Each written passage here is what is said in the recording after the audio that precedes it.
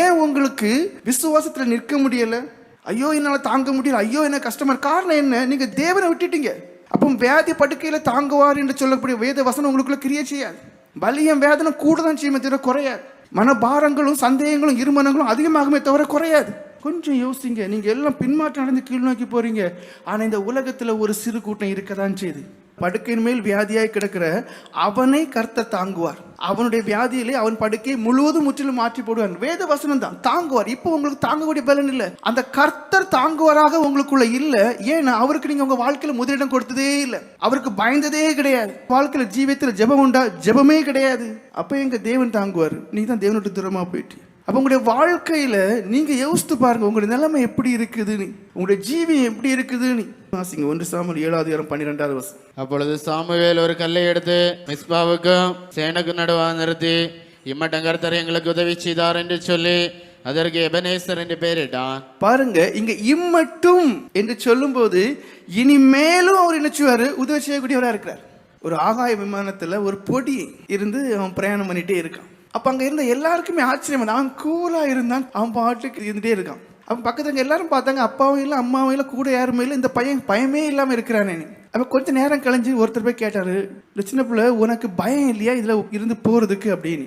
அப்ப அந்த பையன் சொன்னா, இந்த ஃபிளைட்டை ஓட்டுறதே எங்க அப்பா தான், எனக்கு என்ன பயம் அப்படின்ட்டான். அப்ப நம்முடைய வாழ்க்கையில அந்த விசுவாசம் தான் தேவை. உங்களுடைய தேவன் இன்னாருன்னு உங்களுக்கு தெரியணும். அவர் பரம தகப்பன், எல்லாமே அவருக்குள்ள இருக்கு. அவர் சொல்லாதும் கட்டளிடம் இருக்கு. அப்போ அந்த பரம தகப்பன் இம்மட்டும் நடத்தினவர் இனிமேல் நடத்துவார் என்ற விசுவாசம் தான் தேவை. இப்போ அதுதான் இல்லை. அதனாலதான் என்ன, சாத்தான் உள்ள புகுறான், பல்விதமான எண்ணங்கள் வருது. 2 தீமோத்தேயு 3:1-2 வாசிப்பீர்கள். ஆனால் கடைசி நாட்கள்ல மனுஷன் எப்படி இருப்பாங்க தெரியுமா? நன்றி அறியாதவர் இருக்கு. இப்போ அதான் நடக்கு. உங்களுடைய வாழ்க்கையில எவ்வளவோ விதத்துல தேவன் அதிசயங்களையும் அற்புதங்களையும் செய்த பிறகு உங்களுக்கு சில கஷ்டங்களும் நெருக்கம் வரும்போது என்ன பண்றீங்க தெரியுமா? உடனேயே அவரை விட்டு போறீங்க. உபாகமம் 8:2 கடைசி பாகத்தை வாசிங்க. உன்னை இந்த 40 வருஷங்களும் வனாந்தரத்திலே நடத்தி வந்த எல்லா வழியை நினைப்பாயாக. பாருங்க, ஒவ்வொரு நாளும் நைட்டு படுக்க போறதுக்கு முன்னாடி அந்த நாள்ல அவர் செய்த எல்லா இரக்கமான கிரியைகளையும் யோசித்து பாருங்க. உங்க விசுவாசம் பெருகும், நன்றி உணர்வு பெருகும். ஆனா நமக்கு அந்த எண்ணமே கிடையாது. தேவைக்கு மட்டும் 9 நேரம் ஜெபம் பண்ணும். அது அப்படியே முடிந்த உடனேயே அதை குறித்த சிந்தனையே இருக்காது. ஆனால் 40 வருஷம் அளவும் உன்னை நடத்தின அந்த தேவனுடைய வழியை நினைப்பாக. அப்போ உங்களுக்கு வயசு 40 இருக்கலாம், 30 இருக்கலாம், 20 இருக்கலாம், எத்தனை வயசு வந்துட்டு போட்டு அந்த வருஷம் முழுவதும் அவர் உங்களை நடத்தினதை நீங்கள் நினைத்து பார்க்கணும். இப்படியெல்லாம் என்னை நடத்தினாரு. நான் எப்போதோ மாட்ட வேண்டியது, எப்பொழுதோ அவமானப்பட வேண்டியது, எப்பொழுதோ அடிப்பட வேண்டியது, எப்பொழுதோ இதுல நான் மாட்டி செத்து போக வேண்டியது, இப்படியெல்லாம் எனக்கு வழி நடத்தினாரே என்று சொல்லி நீங்க எப்படிப்பட்டவங்களா இருக்கணும்? மற்றவர்களுக்கு சாட்சி பகரக்கூடியவர்களா இருக்கு. யோவான் அப்போஸ்தலருடைய சீஷன் போலிகார் 86 வயசுல மனுஷனை பிடிச்சி இயேசு மறுதலிக்க சொல்றாங்க. அப்ப அந்த மனுஷன் அழகான ஒரு காரியத்தை சொன்னார். எனக்கு வயசு 86 வருஷம் வரைக்கும் என்னை ஒருத்தர் கண்மணி போல பாதுகாத்தார். என் ஆத்மாவை பாதுகாத்தார், என் சரீரத்தை பாதுகாத்தார்.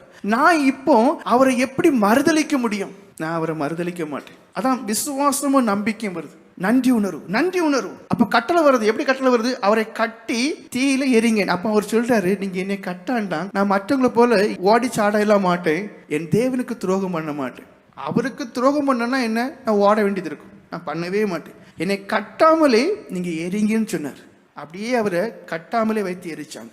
நன்றி உணர்வு. 86 வருஷம் வரைக்கும் என்னை பாதுகாத்தவர், என் ஆத்மாவுக்கு ஒரு சேதமும் இல்லாமல் என்னை பாதுகாத்தவர். நான் எப்படி அவரை மறுதலிக்க முடியும்?